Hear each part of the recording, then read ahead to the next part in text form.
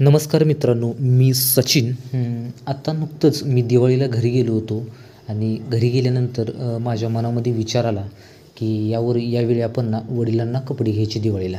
मग मी वडिलांना विचारलं, की मी वडिलांना दादा म्हणतो. मग मी त्यांना विचारलं, "दादा चला आपण आज तुम्हाला कपडे आणायला जाऊया." मग ते मला म्हणाले, "कशाला माझ्याकडे कपडे आहेत ऑलरेडी, नको राहू दे." नाही म्हणलं, "यावेळी मला तुम्हाला कपडे घ्यायचे आहेत." म्हणलं. चला म्हणलं, "असू दे," म्हणलं, "आपण चांगले कपडे घेऊ." म्हणलं, "चला." मग त्यांनी थोडा वेळ विचार केला आणि नंतर मग "चालते ठीक आहे," म्हणली. मग मग नंतर मी म्हणलं, "चालते ठीक आहे, मग तुम्ही जेवण वगैरे करून घ्या, मी जेवण केले, तुम्ही जेवण केलं का आपण कपडे आणायला जाऊया."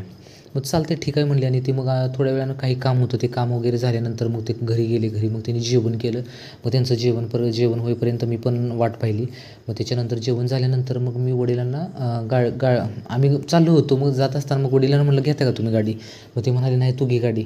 मग त्याच्यानंतर मी गाडी घेतली आणि मी गाडी घेऊन आम्ही सांगोलच्या दिशेने निघालो. आणि खरंच माझ्या मनामध्ये अशा पद्धतीचं हे वाटलं, की ज्यावेळी आम्ही लहान होतो ना, लहान असताना आमचे आईवडील आम्हाला ना गाडीवर घेऊन दिवाळीसाठी कपडे आणायला जायचे. आमचे आईवडील असतील किंवा आमचे काका काकी असतील, हे आम्हाला कपडे आणायसाठी जायचे. आणि आज मी गाडी चालवत होतो आणि माझ्या पाठीमागे माझे वडील बसले होते आणि मी त्यांच्यासाठी आज दिवाळीचे कपडे आणायला चाललो होतो. माझ्या मनामध्ये एवढा मोठा आनंद आणि मला खरंच खूप अभिमान वाटला. मला वाटलं, की खरंच मी कुठं तर एक लय काय नाही, पण एक जबाबदारी घेतली आणि मी एक जबाबदार पर्सन असल्यासारखं मला थोडंसं वाटलं बरं का. मला जास्त काय नाही, पण असं वाटलं.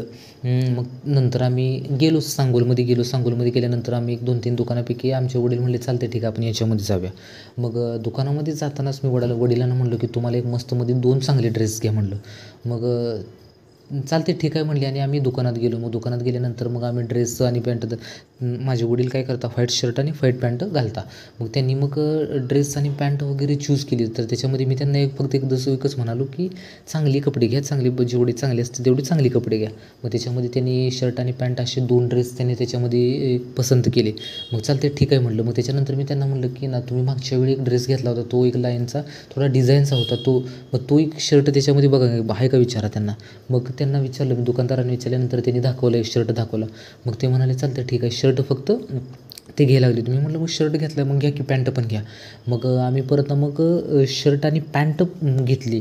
मग त्याच्यानंतर तो दुकानदार ना आमच्याकडे बघून ना थोडासा ना हवालदिल झाला आणि ती म्हणजे एकदमच तो थोडा आश्चर्यचकित झाला. मग त्याला वाटलं, की यार म्हणजे हा मुलगा म्हणतोय, की असे कपडे घ्या, तसे कपडे घ्या. आणि मग तो माझ्या वडिलांना म्हणाला, "तुमचा मुलगा काय करतोय?" मग माझे वडील म्हणाले, "तो इंदोरला एका फार्मा कंपनीमध्ये आहे, फार्मा कंपनीमध्ये जॉब करतो." मग त्याच्यानंतर खरंच म्हणजे ना माझ्या वडिलांना पण थोडाफार ते असं सांगत असताना अभिमानानं त्यांनीच सांगितलं आणि दुकानदारांना पण खूप छान वाटलं.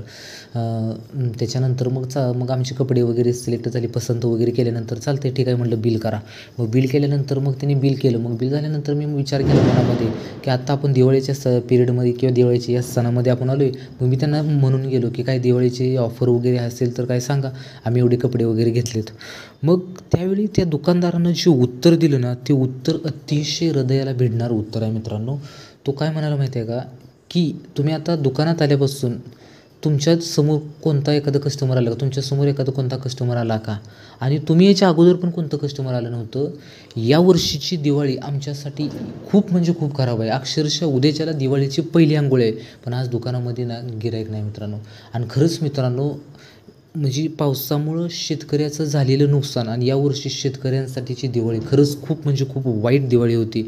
आणि खरंच मला त्या दुकानातून पाहायला मिळालं, की पावसाळ्यामध्ये झालेला अतिशय पाऊस हा खूप मोठं शेतकऱ्याचं याच्यामध्ये नुकसान झालं. आणि यावर्षीची शेतकऱ्याची दिवाळी ही खरंच खूप दुःखदायक आणि खूप म्हणजे खराब दिवाळी गेली ह्यावर्षी आणि मला पाहायला मिळालं.